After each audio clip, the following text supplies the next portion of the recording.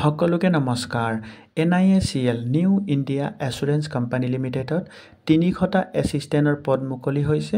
এই পদবিলাকত male female সকলোৱে আবেদন কৰিব পাৰিব কোৱালিফিকেশ্যন যিকোনো ষ্ট্ৰীমৰ পৰা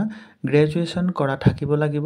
এইটো এটা public sector general insurance company হয় যদি আপোনালোকে বেংকৰ চাকৰিৰ কাৰণে প্ৰিপাৰেচন কৰি আছে বা বেংকত চাকৰি কৰা ইচ্ছা আছে তেন্তে আপোনাৰ কাৰণে এইটো এটা বেষ্ট জব হ'ব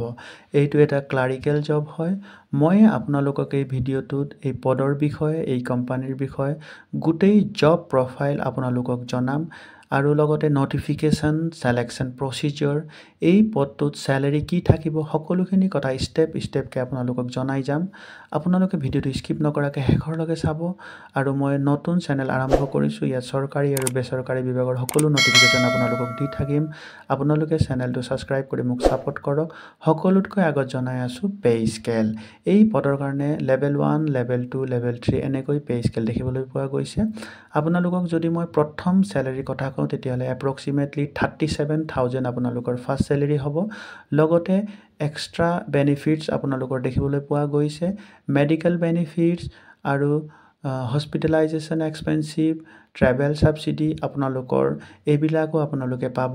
লগতে আপোনালোকৰ ইয়াত সকলোতকৈ ডাঙৰ বেনিফিটস হ'ব আপোনালোকে বিশেষকৈ মেট্ৰো সিটিত আপোনালোকে থাকিবলৈ পাব লগতে কোৱালিফিকেশ্যন লাগিব এই পদৰ কাৰণে এপ্লাই কৰিবলৈ যিকোনো ষ্ট্ৰীমৰ পৰা গ্ৰেজুৱেশ্যন কৰা হ'ব লাগিব লগতে আপুনি যোনটো ৰিজনৰ কাৰণে এপ্লাই কৰিব সেইটো ৰিজনৰ ল্যাঙ্গুৱেজ আপোনালোকে জানিব লাগিব যদি আপুনি অসমৰ কাৰণে এপ্লাই কৰে তেতিয়ালে অসমীয়া আৰু যদি দিল্লীৰ কাৰণে এপ্লাই কৰে তেতিয়ালে হিন্দী ল্যাঙ্গুৱেজ আপুনি জানিব লাগিব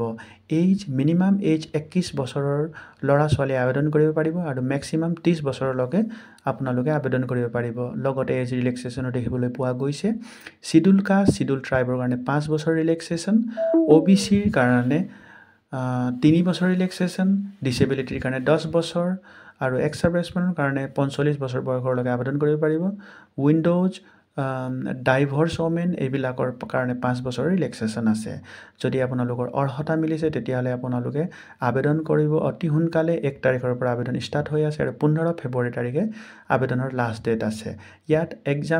এক্সামিনেশনৰ ডেট মেনশন কৰা হৈছে 2 মাৰ্চ তাৰিখে টায়াৰ 1ৰ এক্সাম আছে আৰু টায়াৰ 2ৰ এতিয়ালৈকে মেনশন কৰা নাই আপোনালোকক মই নোটিফিকেশনৰ গোটেইখিনি ডিটেইল কৈ দিছো আপোনালোকে দেৰি নকৰাকৈ আবেদন কৰি ল'ব নেক্সট আপোনালোকক জব প্ৰফাইলৰ বিষয়ে মই আপোনালোকক জনাম ক্লাৰ্ক এছিষ্টেণ্টৰ পদ হয় এইটো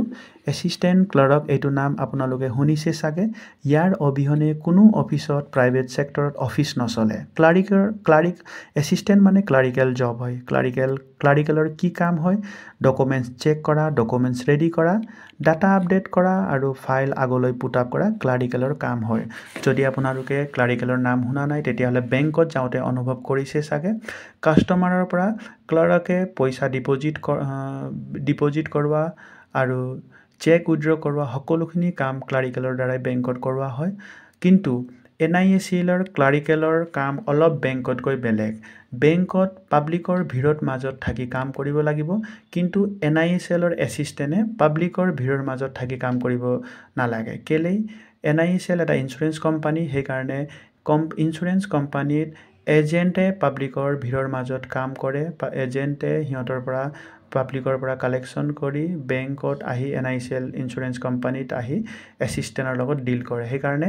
NIACLৰ এছিষ্টেণ্টে পাব্লিকৰ ভিৰৰ মাজত থাকি কাম কৰিব নালাগে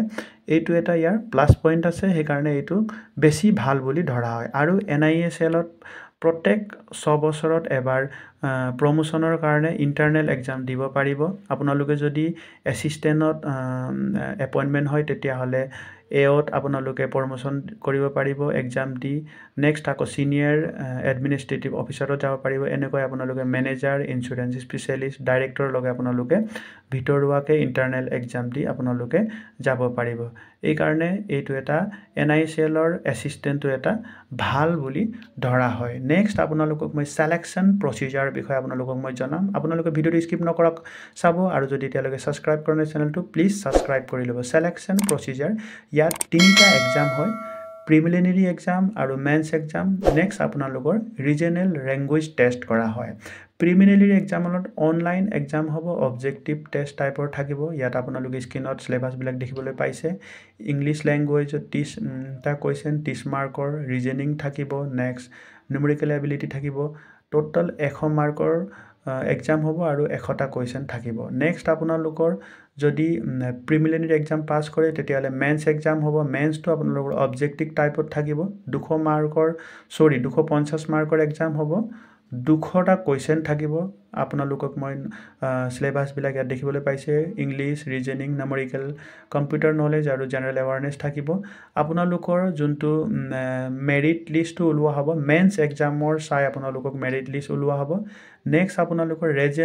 ৰিজনেল লেংগুৱেজ টেষ্ট হ'ব। আপোনালোকে যোনটো ৰিজনৰ কাৰণে এপ্লাই কৰিব সেই ৰিজনৰ কাৰণে আপোনালোকৰ লেংগুৱেজ টেষ্ট হ'ব। কিন্তু এই তিনিটাই আপোনালোকৰ শেষ কৰাৰ পাছত যোনটো শ্বৰ্ট লিষ্ট যোনটো ওলায় সেইটো আপোনালোকৰ মেন্সৰ আধাৰত আপোনালোকৰ শ্বৰ্ট লিষ্ট ওলোৱা হ'ব।